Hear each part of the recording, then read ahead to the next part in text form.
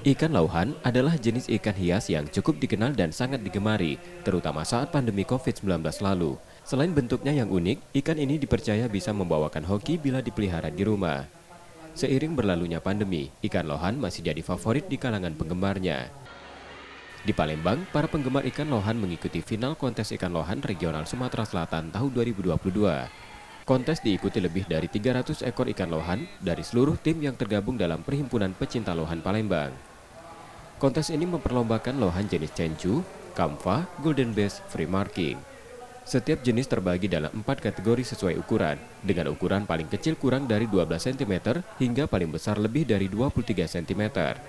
Secara umum, penilaian dalam kontes ditentukan dari keindahan ikan lohan dan ukuran secara proporsional.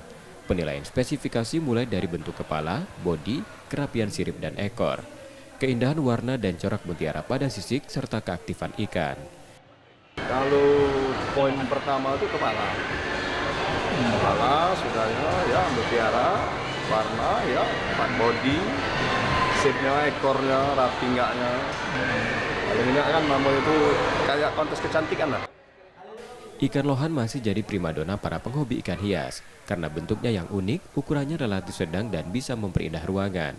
Di samping itu, perawatannya relatif mudah hanya dengan diberi pakan cukup dan mengganti air secara berkala.